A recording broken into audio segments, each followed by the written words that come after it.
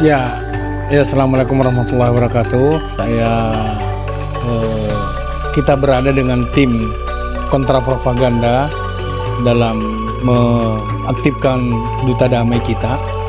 Duta damai yang terbaru ini kan di Bali, jadi kita harus hidupkan kembali, kuatkan sebagai contoh bahwasanya tanpa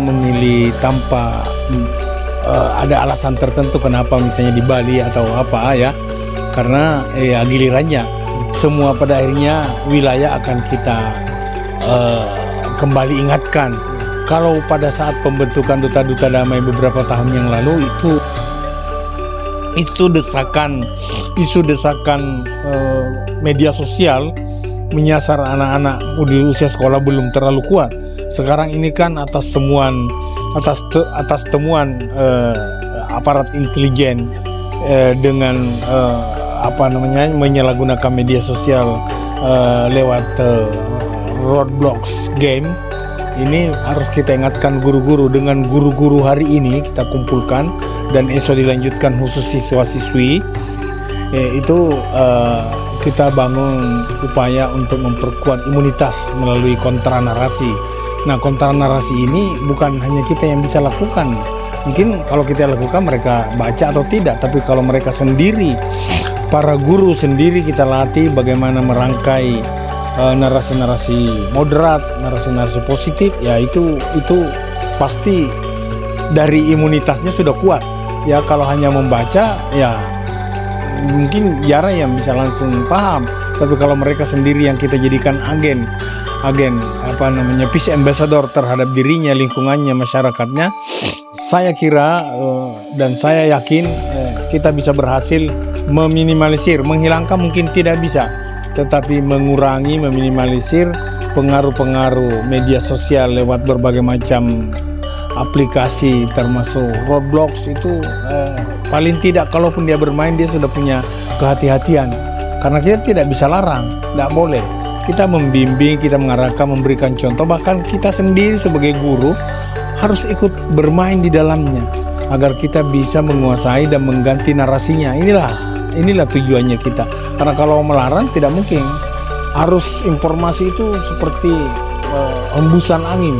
Siapa yang bisa lawan angin? Kalau tidak ada angin kita tidak bisa bernapas.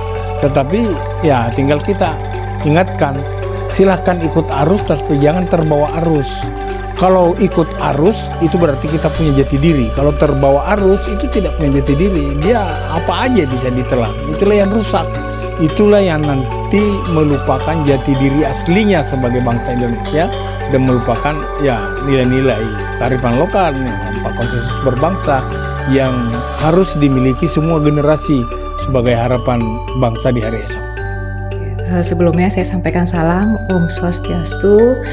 Jadi kalau menurut saya pribadi ini benar-benar sangat bermanfaat kepada guru-guru terutama karena seperti tadi yang sudah disampaikan oleh para narasumber, ternyata ke sekolah atau kesatuan pendidikan itu bisa masuk disusupi oleh radikalisme ya, dari paham-paham teroris.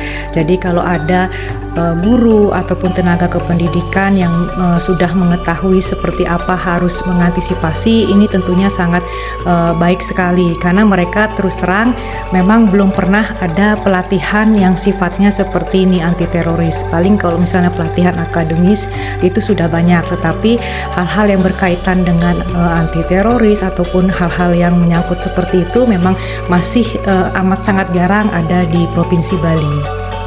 Saya sangat mengharapkan para orang tua sangat bisa berperan ya kepada terutama anak-anaknya, anak kandungnya atau anak-anak didiknya, karena orang tua ini adalah juga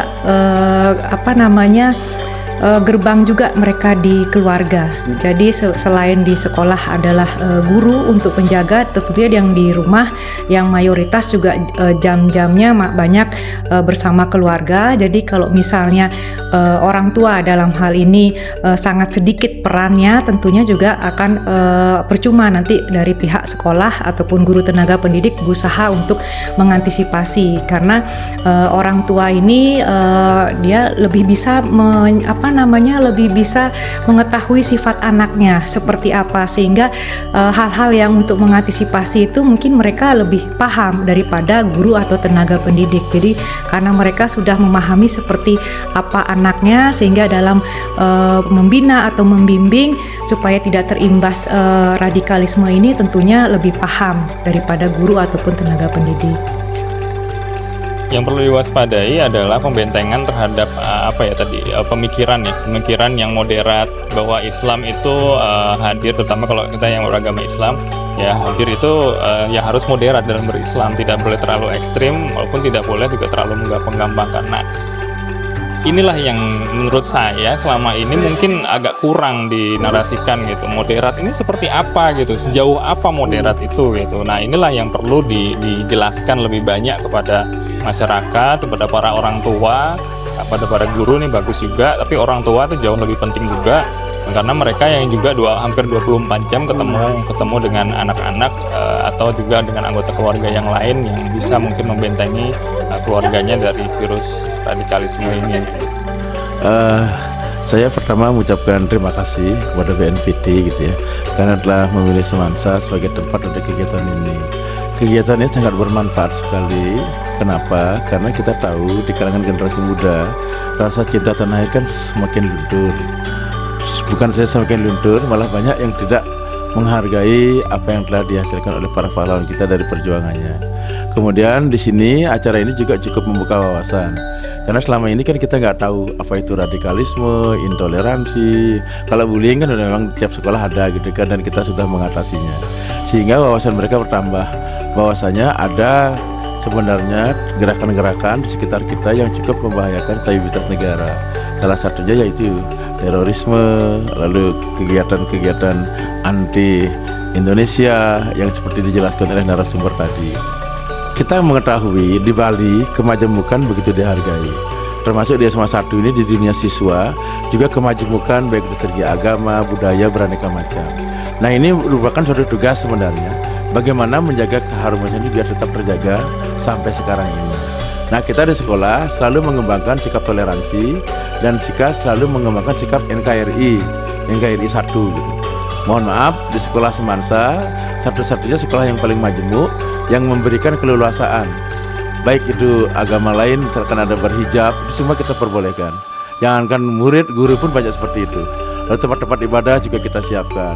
Untuk yang Muslim, kalau hari Jumat pulangnya lebih awal kita izinkan.